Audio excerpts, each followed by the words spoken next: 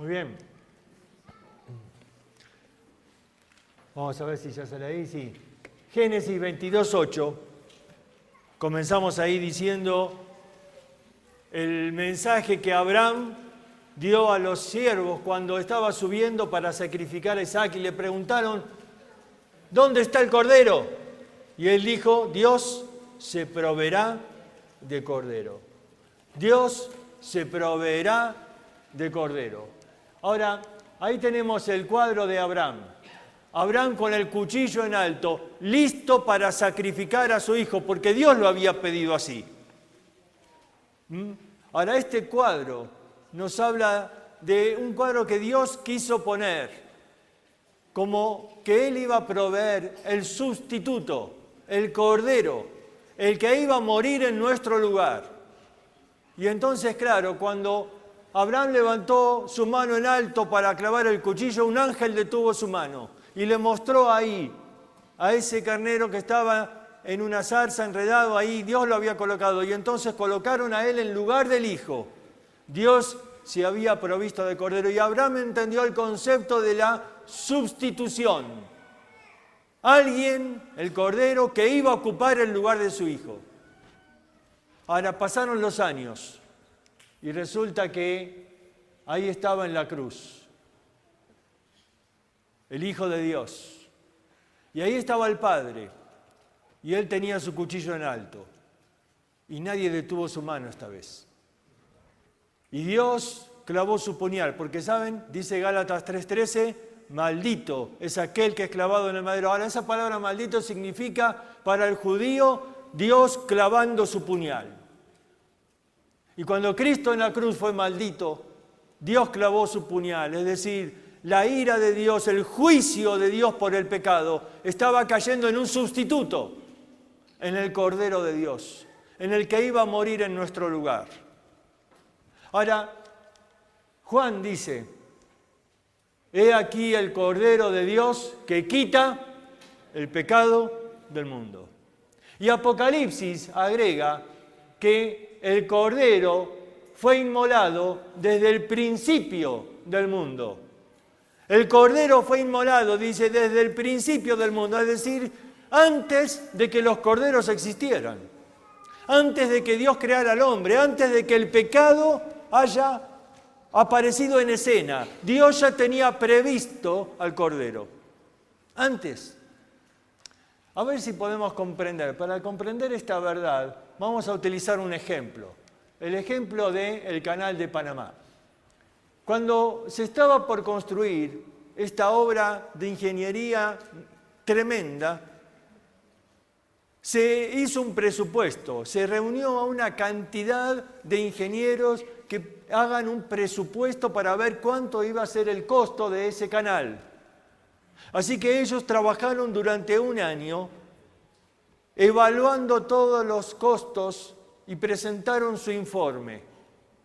Cuando presentaron el informe, el comité reunido vio con sorpresa que el número más elevado no era de materiales, que el número más elevado no era del salario de los obreros, sino que el costo más grande del canal era un número que era el estipulado de lo que había que pagar por las indemnizaciones por la gente que iba a morir en la construcción del canal.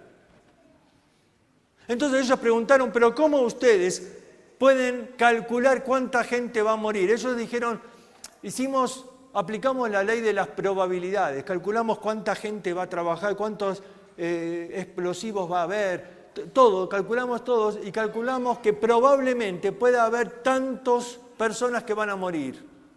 Y tenemos que estar preparados para pagar las indemnizaciones de esta gente, a su familia. Y resulta que la ONU, las Naciones Unidas, no dieron permiso para construir el canal hasta que ese dinero estaba depositado en un banco en Suiza, donde nadie podía tocar.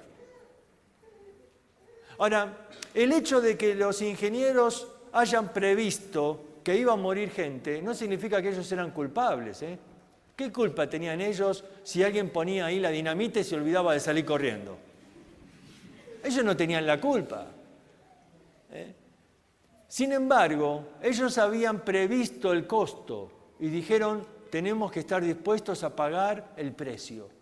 Y el precio fue depositado antes de que el canal comenzara a construirse, antes de que una sola persona haya muerto en algún accidente, antes.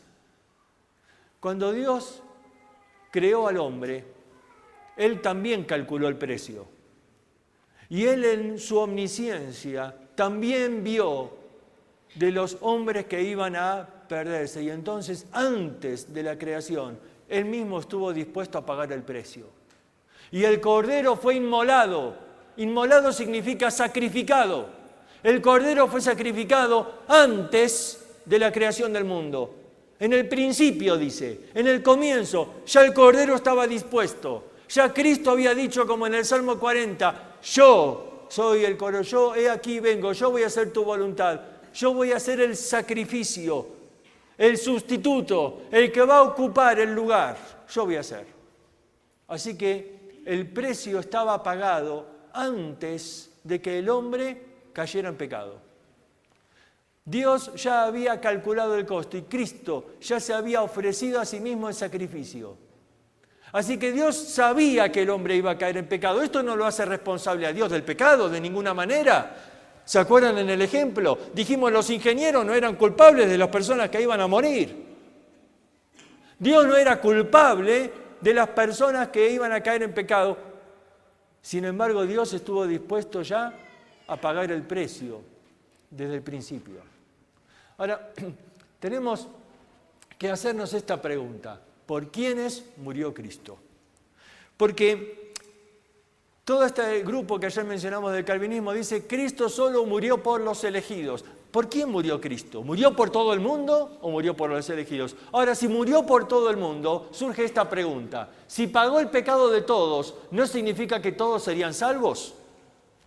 Si Él ya pagó el pecado de todos, ¿acaso el pecado va a ser pagado 2 veces? Entonces tenemos que contestar estas 2 preguntas. ¿Por quiénes murió Cristo? Y si esto no implica que todos serían salvos. Entonces vamos a tratar de explicar estas 2 preguntas. En primer lugar, el calvinismo es un sistema basado en silogismos. Es decir, ¿qué es un silogismo? Un argumento lógico. Y es interesante que Pablo ya había dicho, derribando argumentos, y utiliza la misma palabra, logismos, y toda altivez que se levanta contra el conocimiento de Dios. ¿Por qué? Porque estos argumentos son muy viejos. Era un sistema utilizado ya por Aristóteles para derribar a cualquier otra filosofía. Y con estos argumentos, el calvinismo fundó su doctrina.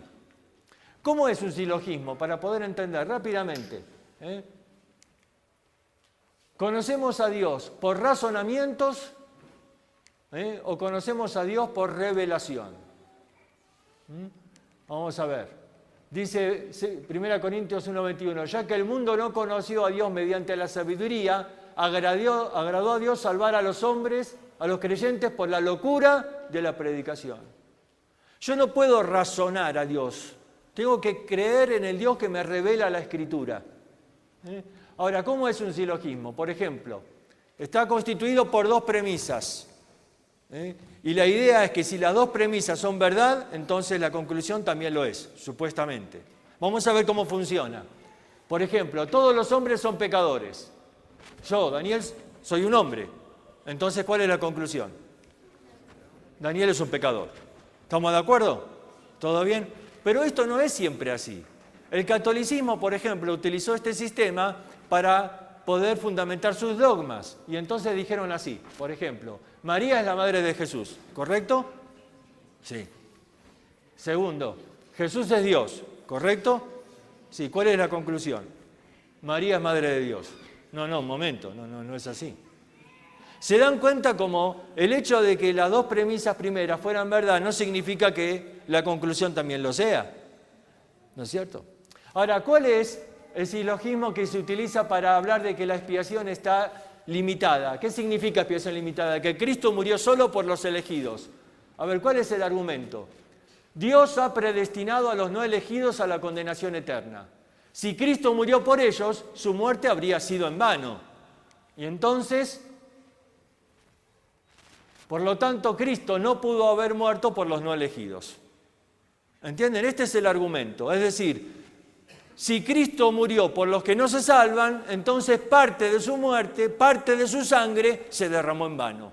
Ellos dicen eso. De ninguna manera. ¿Por qué?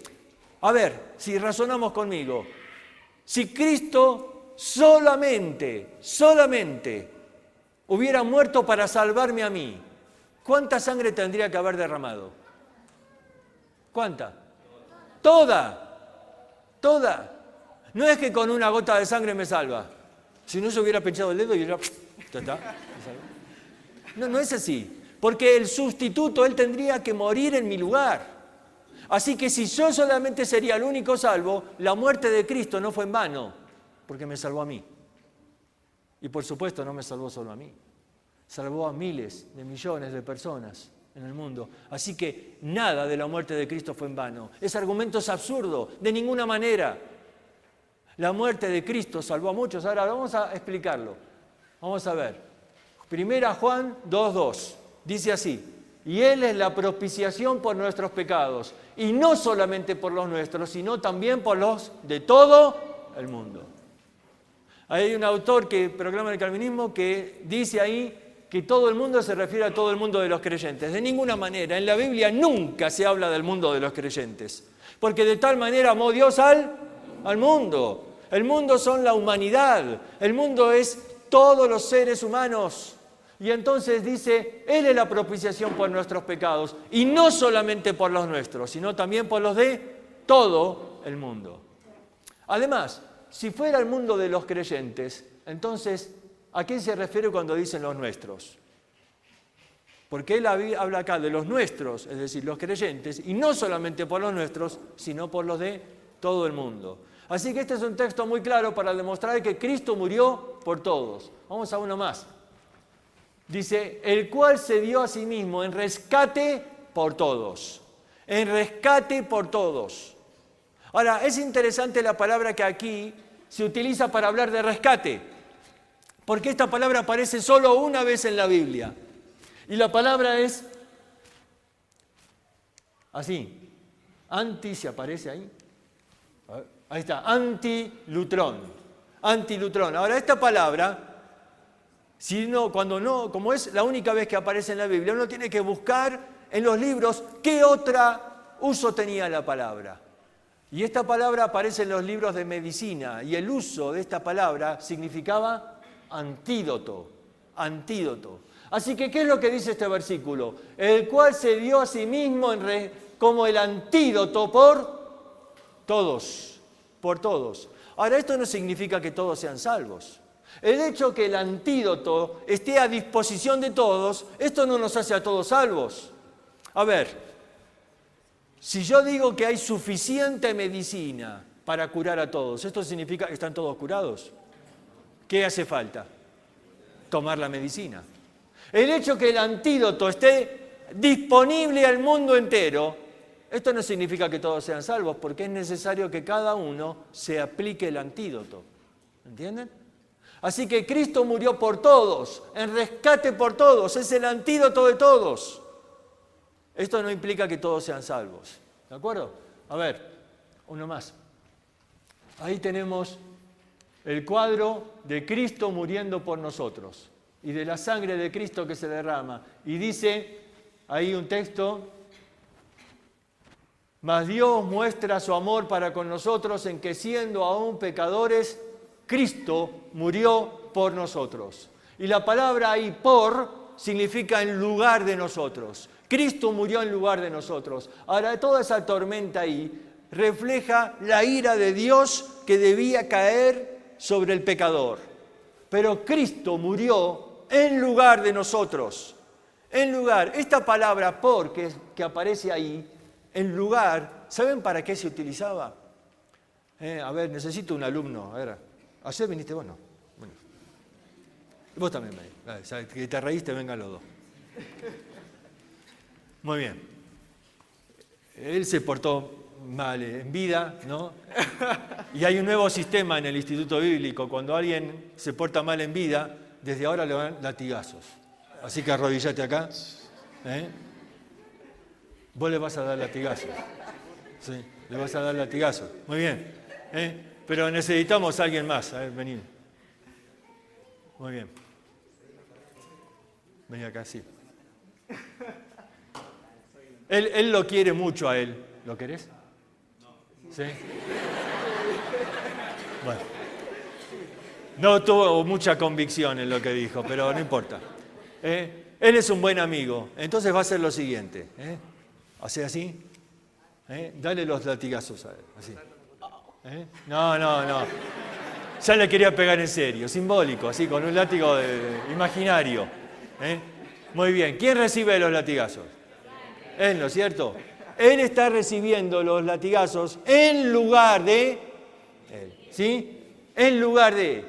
Es decir, el hecho de que él se coloque encima hace que toda la ira caiga sobre él y no sobre él. ¿Sí? Muy bien, muchas gracias. Pueden sentarse.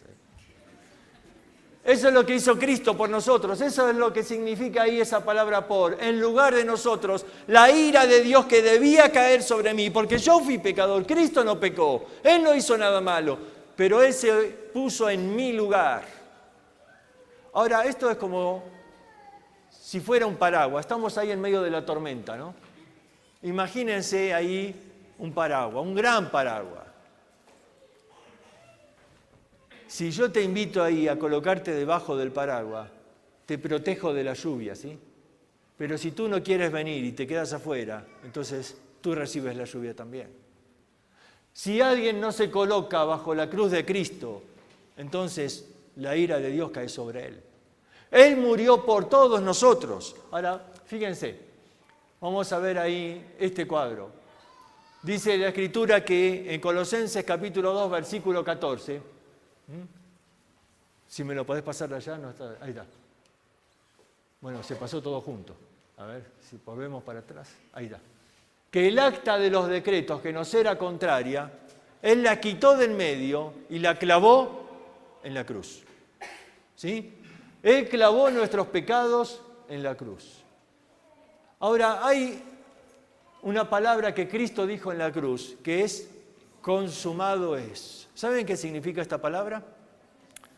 La palabra en griego es tetelestai. Y esta palabra se colocaba como un sello cuando uno pagaba toda una propiedad. Y entonces se colocaba este sello. Está totalmente pagado. También se utilizaba cuando un hombre iba a la cárcel. Y entonces se colocaba en la puerta de la cárcel los delitos que había cometido y la sentencia. Por ejemplo, 20 años de cárcel. Cuando cumplía la sentencia, se le colocaba este sello y se le entregaba. Totalmente pagado. Ya está.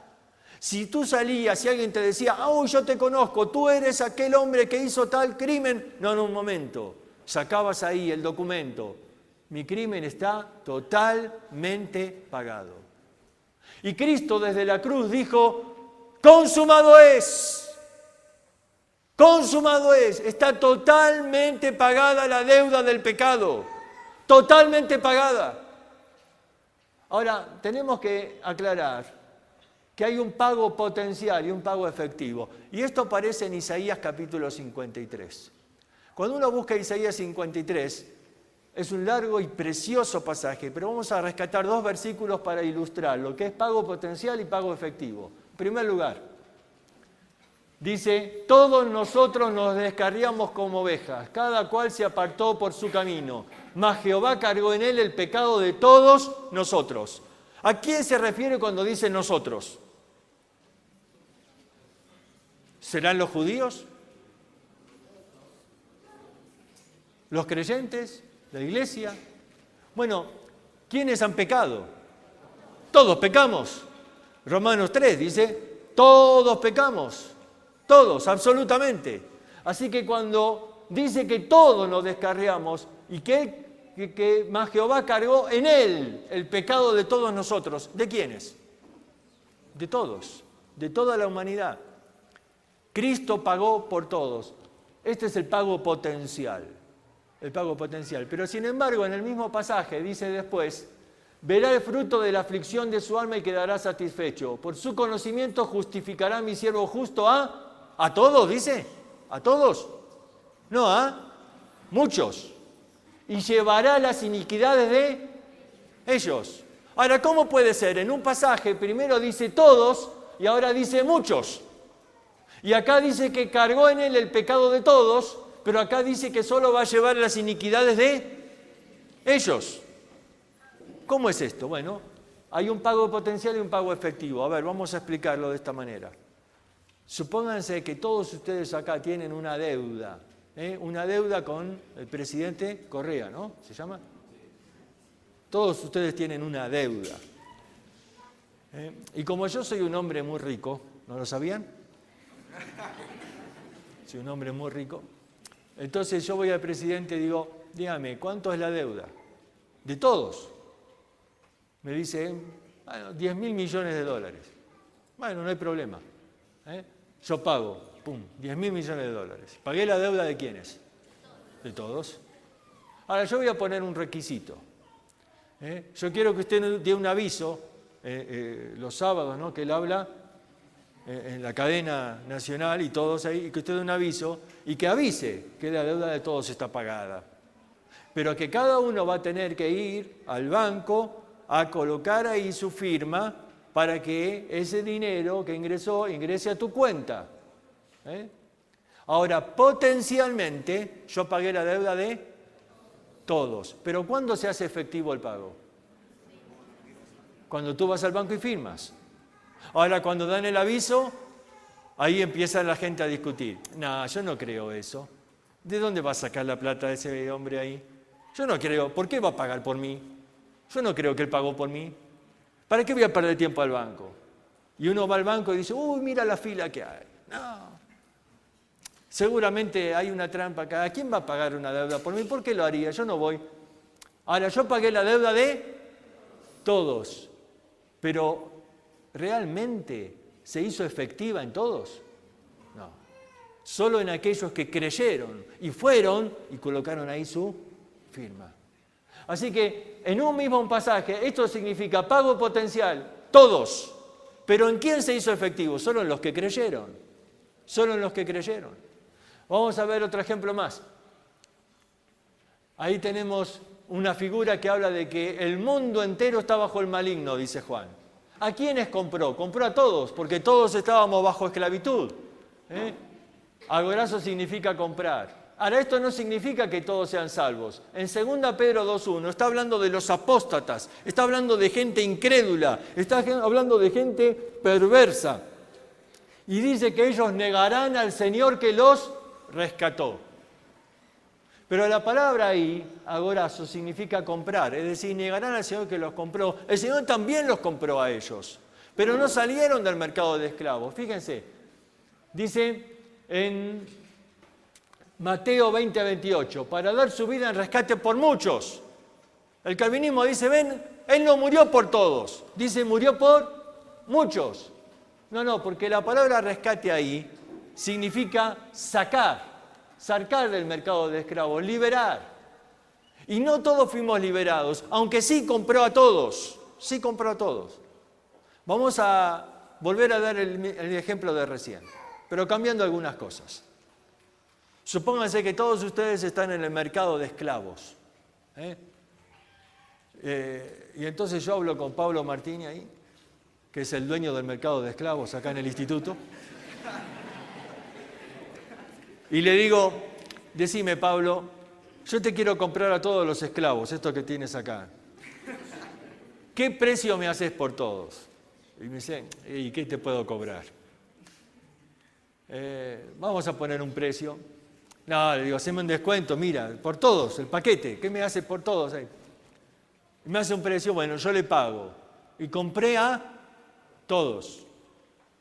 Entonces ahora les hablo y les digo, bueno, yo no quiero obligarlos a venir conmigo, así que ustedes pueden elegir quedarse aquí en el mercado de esclavos o venirse conmigo al mercado de esclavos que tenemos en Argentina. ¿No? El otro instituto bíblico. Ahora ustedes eligen, son libres de elegir, ¿no es cierto? Entonces ahí alguno va a decir, bueno, más vale malo conocido que bueno por conocer. Bueno, acá no me tratan muy bien, pero quizás allá me traten peor. Y cada uno puede comenzar a decir lo que quiere, ¿no? El asunto es que algunos de ellos van a venir conmigo y otros no. Entonces, ¿yo por quiénes pagué? Por todos. ¿Pero rescaté a todos? No. Y saben, esto es lo que dijo el Señor Jesucristo. Esta es la condenación. Que la luz vino al mundo. Pero los hombres, ¿qué? Amaron más las tinieblas que la luz. Hay hombres que aman permanecer en su pecado y por eso no vienen a la luz. No quieren cambiar. Quieren quedarse ahí. Y uno le dice, pero ¿no te das cuenta que estás en un mercado de esclavos? ¿No te das cuenta que estás bajo el maligno? ¿No te das cuenta todo lo que dice la Escritura? Sí, pero yo me quiero quedar acá. Yo no quiero salir del mercado de esclavos. Entonces, aunque Cristo compró a todos, no todos son rescatados. Por eso, efectivamente, dice ahí solo muchos. Muchos. ¿Entienden la diferencia? Entonces, Cristo murió por todos, aunque no todos sean salvos. Muy bien, tenemos que avanzar y preguntarnos lo siguiente ahora. ¿La salvación es en un momento o es un proceso? ¿En qué momento salgo del mercado de esclavos? Es decir, ¿Cristo me saca en un momento o me saca de a poquito? Un día me saca un día, después vuelvo al mercado de esclavos. ¿Es un momento o es un proceso? Ahora, esto es importantísimo, porque hoy hay muchos que van diciendo, si quieres ser salvo, tienes que negarte a ti mismo y tienes que tomar la cruz. ¿Eso tengo que hacer para ser salvo? ¿Cuándo tengo que tomar la cruz? Cada día. Entonces, ¿cada día estoy siendo salvado? Dice, tienes que renunciar a todo lo que posees. Pero eso no es un momento. Eso es cada día. La verdad es que Cristo estaba hablando ahí de ser discípulos de Cristo, pero no es para salvación. Esto ya está hablando a creyentes. Sin embargo, algunos dicen, no, pero Cristo tiene que ser el Señor de tu vida y tu vida tiene que ser santo. Si no eres santo, no eres un elegido. No, un momento, la santidad es un proceso. Dice 2 Corintios 7:1, perfeccionando la santidad en el temor de Dios, es decir, la santidad es progresiva, nos va santificando el Espíritu Santo. No es instantánea, no es que acepto a Cristo y me sale una aureola, un par de alas y ya soy un angelito. No es así como funciona. La santidad es un proceso, pero la salvación es un momento. Y confundir esto puede traer errores terribles. Entonces, tengo que distinguir si la salvación es un momento o un proceso. Fíjense, en él también vosotros, habiendo oído la palabra de verdad, el evangelio de vuestra salvación, y habiendo creído, fuisteis sellados con el Espíritu Santo. Acá hay dos acciones del hombre y hay una acción de Dios. Hay dos verbos que están en voz activa, es decir, que yo tengo que hacer. Es el verbo oído y habiendo creído. Dos verbos que están en voz activa. Es mi responsabilidad. Escucho el Evangelio y creo al Evangelio. Y hay uno que está en voz pasiva. Es acción de Dios y yo la recibo. Fuisteis sellados con el Espíritu de la promesa. Esto es un momento. Respondió Jesús y le dijo, de cierto os digo, el que no naciere de nuevo no puede ver el reino de Dios. Nacer de nuevo es en un momento, no es un proceso. No es que un día nace un brazo y un mes después la madre va y le nace una pierna y un mes después le nace una oreja y después tiene que armar el rompecabezas, ¿no? No es así, se nace en un momento. Quizás hubo un proceso previo de gestación y quizás Dios fue obrando en la vida de la persona previamente, pero hay un momento en que la persona nace de nuevo. La salvación es un momento en que la persona coloca su fe en Cristo, en que la persona responde al Evangelio, habiendo creído, habiendo oído, escuché el Evangelio, escuché el llamado de Dios, el llamado que ayer decíamos, yo estoy a la puerta y llamo. Escuché su llamado y creo y abro la puerta y Dios entra y salva. Hay un momento. Ahora, ¿por qué es importante esto? Miren, hijitos míos, por quienes vuelvo a sufrir dolores de parto hasta que Cristo sea formado en vosotros. Formar a Cristo en nuestra vida, eso sí es un proceso. Una vez que nosotros aceptamos a Cristo, comienza un proceso en el cual Dios va trabajando en la vida. Hay otro texto, Colosenses capítulo 3, dice, revestido del nuevo hombre, el cual conforme a la imagen del que lo creó, se va renovando hasta el conocimiento pleno. Hay un proceso ahí de renovación.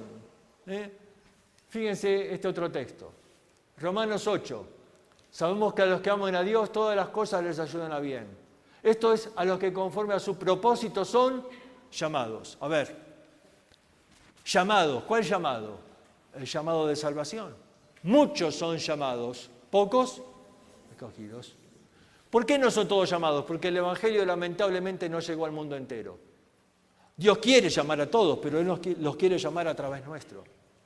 Entonces la realidad es que muchos son llamados, de esos pocos se salvan, porque no es culpa de Dios. El hombre ama más las tinieblas que la luz y no quiere ser salvado.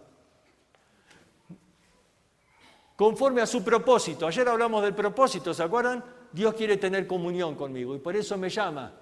Por eso golpea la puerta y dice, yo quiero entrar a tu vida y quiero cenar contigo, quiero tener comunión contigo. Yo soy llamado conforme a su propósito. Dice, porque a los que antes conoció, también los predestinó para que fuesen hechos conforme a la imagen de su Hijo. Y acá surgió una palabra que hoy en día está siendo tremendamente discutida y usada, ¿no? ¿Cuál es? Predestinó. Estamos predestinados. Así que ya está predestinado todo lo que me va a pasar. Ya está predestinado con quién me voy a casar. Está predestinado a quién va a ser mi suegra. ¿Está predestinado todo? No, un momento. No es así. En primer lugar, ahí dice a los que antes conoció. A los que antes conoció. ¿Saben? Lo que está diciendo acá es que Dios ya conocía de antemano quién iba a ser salvo. Y a estas personas, ¿qué hizo? Los predestinó. ¿Qué significa esta palabra? Bueno, marcar un destino. Un destino. ¿Qué es un destino? Es el final. El final. Cuando yo escribo una carta, le coloco ahí el destino. Es decir, a dónde quiero que esa carta llegue. ¿Sí? Entonces yo escribo una carta para Argentina, la coloco en el correo y ahí está el destino, el destinatario, la persona y la dirección, el destino. Ahora yo no marco el camino, esa carta puede viajar por distintas partes, quizás el correo aquí en Ecuador dice la vamos a mandar vía Perú, vía Estados Unidos, no sé, hoy sale un avión a China y mañana va para Argentina. No sé por dónde va a ir la carta, pero ¿a dónde va a llegar? El destino está marcado. Y acá dice, Dios a los que antes conoció, les marcó un destino final. Esto no significa que está marcado todas tus decisiones, lo que vas a pasar en tu vida. No, nada que ver. Lo que está marcado es el destino final. ¿Y cuál es el destino final? Que seamos hechos conforme a la imagen de Cristo. A ver si se acuerdan. Ayer dijimos, Dios creó al hombre a su imagen. Pero ¿qué pasó con esa imagen? Se estropeó por causa del pecado y el pecado arruinó esa imagen y hoy nosotros no representamos claramente la imagen de Dios. Cuando alguien ve nuestra vida no ve la imagen de Dios porque vemos hombres que están en total depravación. Y entonces Dios tiene un propósito, salvarnos. Y ahora que nos salvó, ¿qué quiere hacer en nosotros? Volver a hacer en nosotros la imagen de Cristo. La imagen original de la creación, la imagen de Cristo. Y dice que todas las cosas en la vida están trabajando para formar a Cristo en nosotros. Y decíamos el texto anterior, Pablo dice, hasta que Cristo sea formado en ustedes. En Colosenses decía que este hombre se va renovando cada día. ¿Hasta cuándo? Hasta que Cristo, hasta que la imagen llegue a su perfección. Y el destino está marcado. ¿Qué significa predestinar? Significa que nada puede impedir que lleguemos al destino, al final, que Dios tiene marcado para nuestra vida. Y ese final es que seamos a la imagen de Cristo. Ahora, fíjense este ejemplo. Ahí tenemos una roca, ¿sí? Resulta que cuenta la historia que Miguel Ángel vio una roca y le dijo a su discípulo, ¡wow, qué hermoso! ¡Qué hermoso! Y el discípulo miró la roca y ¿tú qué dirías? yo no veo nada de hermoso. Y Miguel Ángel dice, ¿cómo? ¿No lo ves? ¿No lo ves? ¿Qué? ¿Qué tengo que ver? Y Miguel Ángel le dijo, yo veo ahí a Cristo y los brazos de María. Entonces, él agarró un martillo y un cincel y fue a esa roca. ¿Y sabe qué hizo? Simplemente quitó todo lo que sobra para dejar ahí la imagen que él había visto en su mente. Y quitó todo lo que sobra. Ahora, Dios nos ve a nosotros y ve a Cristo. Ve la imagen de Cristo. Mira al que tienes al lado. Míralo un momento. Míralo al que tienes al lado. ¿Lo ves a Cristo ahí? ¿Por qué se ríen? ¿No lo ves a Cristo? ¿Sabes qué es el problema? Hay mucho que sobra, ¿no? Hay mucho que sobra. Entonces, ¿qué? Dios tiene que tomar su martillo y su cincel. Y dice, todas las cosas están trabajando. ¿Para qué? Para formar a Cristo en tu vida. Y entonces, de pronto, toma ahí el martillo y pega ahí. ¿Por qué? Hay mucho orgullo acá. Esto sobra. Cristo no era orgulloso. Él era humilde. Así que esto hay que sacarlo. ¡Pa! ¡Pa! Y vos decís, ¡ay, Señor, duele! Y sí, yo sé que duele, pero yo quiero formar a Cristo en tu vida. Y este orgullo no deja que Cristo sea visto en tu vida. Cuando te enojas y le gritas a tu mujer, cuando te enojas y estás ahí peleando, cuando estás ahí enojado y no quieres pedir perdón, eso es orgullo y eso no muestra a Cristo. Así que, ¡pa! ¡Oh! Señor, no hay otro método, lo siento, no hay otro método. Y entonces tiene que pegar en la vida. Y a veces suceden cosas en la vida que nos causan dolor. Pero son necesarias. Él está formando a Cristo. Y tiene que sacar. Hay que sacar lo que sobra. Hay que sacar ahí lo que está molestando. Él quiere formar a Cristo en la vida. Y ve por ahí, aquí veo amor al dinero. No, Señor, no pegue. Yo lo saco.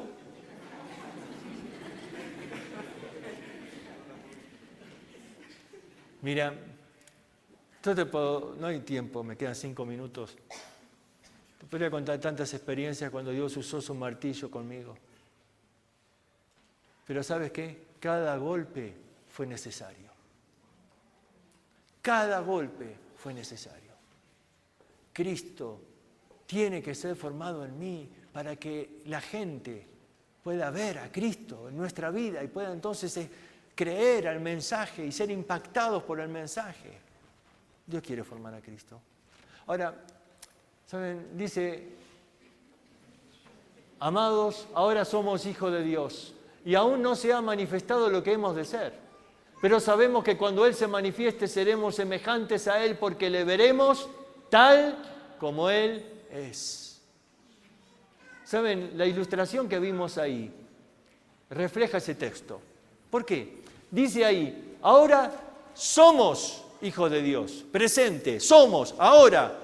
Si has aceptado a Cristo como Salvador, eres un hijo de Dios. Pero todavía no se ha manifestado lo que hemos de ser en el futuro. ¿Qué hemos de ser? Tener la imagen de Cristo, ser hijos de Dios pero con la imagen de Cristo. Todavía no se manifestó al mundo, todavía no se manifestó. Imagínate esa oruga que viste ahí caminando, que se encuentra con un gusano y le dice, yo no soy como tú, yo soy diferente. Y el gusano mira a la oruga y le dice, si somos iguales, los dos nos arrastramos por la tierra, los dos comemos lo mismo. No me confundas, dice la oruga, yo no soy igual a ti. Yo un día voy a volar. Y el gusano la mira a la oruga y dice, ¿qué te crees que sos el super gusano? ¿Sos el Superman de los gusanos? ¿Qué te crees? ¿De dónde vas a volar? Yo un día voy a tener alas hermosas. Y ahí ya el gusano dice, esta hay que internarla en un manicomio. ¿De dónde vas a sacar alas? Todavía no se manifestó, ¿no es cierto? Pero ya en los genes ya estaba ahí. Un día se va a manifestar, un día se transforma. La metamorfosis, ¿no? Se transforma en una mariposa y se muestra. Bueno, ¿saben que esa palabra metamorfosis aparece para los creyentes también? Dice que un día seremos, ¿qué? Dice Pablo en 1 Corintios 15. Un día seremos, ¿qué? Transformados, metamorfosis. Tú puedes hablar hoy con una persona en el mundo y decirle, no, yo no soy igual a ti. Porque yo un día voy a volar por los cielos. No sigas porque ya te internaron en el manicomio. No, pero escúchame, realmente hay una diferencia. ¿Dónde está la diferencia? Somos iguales, todavía no se manifestó lo que hemos de ser. Pero un día, dice, Cristo viene, cuando Él se manifieste, seremos semejantes a Él, seremos transformados a su imagen y en el cielo tendremos la imagen de Cristo y se cumple lo que está predestinado de nosotros, se cumple. Ahora Dios quiere que esa imagen la tengas hoy. ¿Por qué? Porque cuando Cristo venga, ya va a ser tarde para predicar el Evangelio. Ya va a ser tarde para anunciar a otros de Cristo. Entonces Cristo quiere hoy formar a Cristo en tu vida. Un día todos tendremos la imagen de Cristo. Un día seremos transformados y en el cielo tendremos su imagen. Y se cumple lo que está predestinado. Pero Dios quiere trabajar en tu vida hoy, Dios quiere formar a Cristo hoy.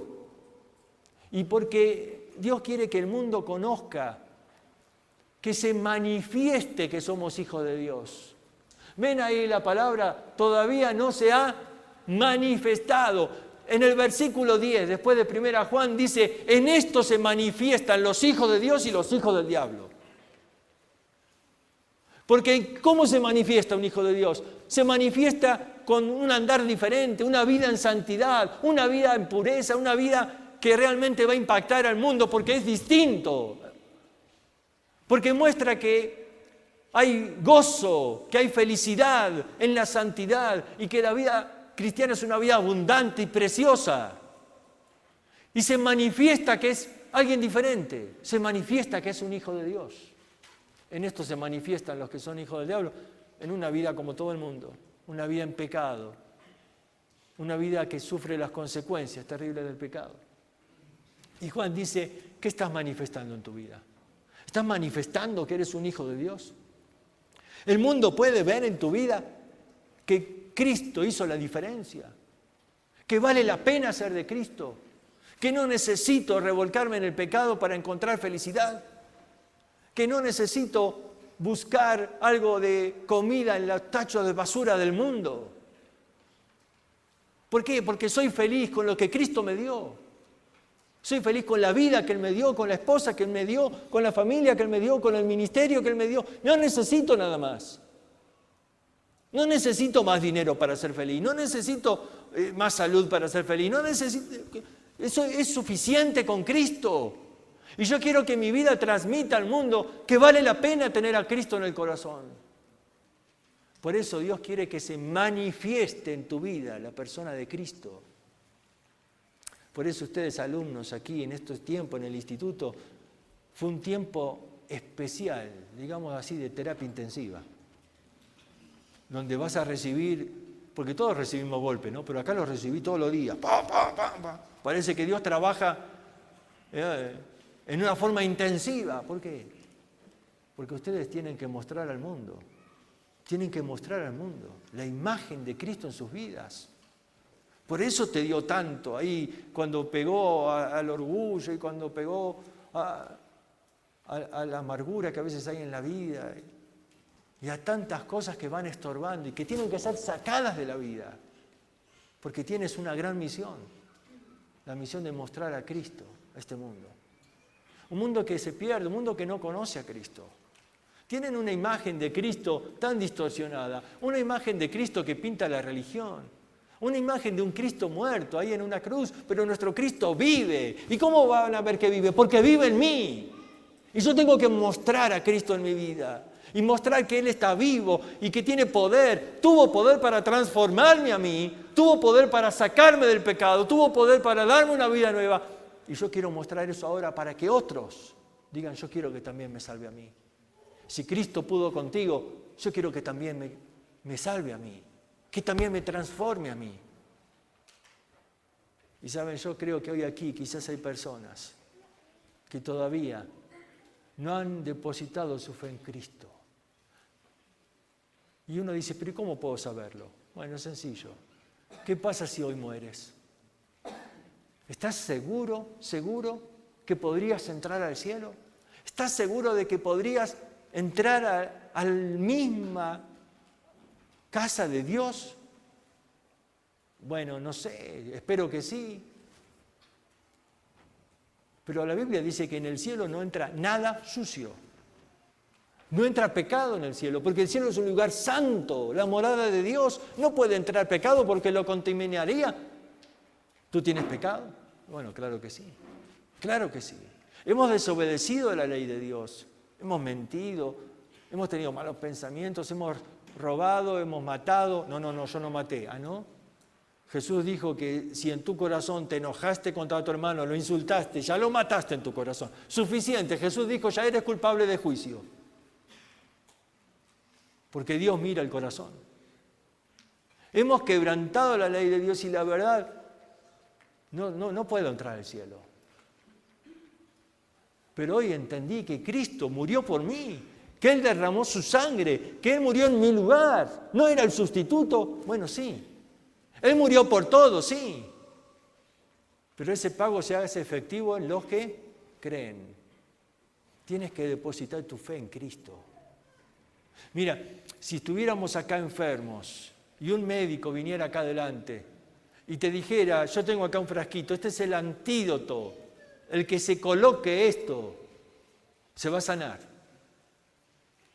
Ahora depende de ti, ¿qué haces? Tú dices, y mucha gente dice así hoy, sí, yo creo, pero jamás se colocan el antídoto. Y yo le pregunto, ¿realmente crees? Bueno, sí, algún día me lo voy a ir a colocar. No. Si realmente creo, ya mismo, porque mañana puedo estar muerto, ya mismo quiero el antídoto, ya mismo colócamelo. Yo quiero sanar, ya. Mucha gente dice creer, pero su vida sigue igual. Su vida no cambia. Su vida sigue en el pecado, su vida sigue en desobediencia a Dios, su vida sigue como si Dios no existiera. Dicen creer, pero la verdad no se ve ningún cambio en la vida. Es que nunca han colocado el antídoto, no han colocado la sangre de Cristo en sus vidas que nos limpia de todo pecado. Por eso, si realmente quieres hoy estar seguro de entrar al cielo, tienes que decir, Dios, yo sé que hay pecado en mi vida, un pecado que impide la entrada al cielo, pero hoy creo que Cristo murió por mí, hoy quiero que la sangre de Cristo me limpie de todo pecado. Hoy quiero que Él sea mi Salvador. Y cuando uno se rinde a Cristo y pide el perdón de Dios, la Escritura dice que a todos los que creen, a todos los que le recibieron, les dio la potestad de ser hechos hijos de Dios. Vamos a orar.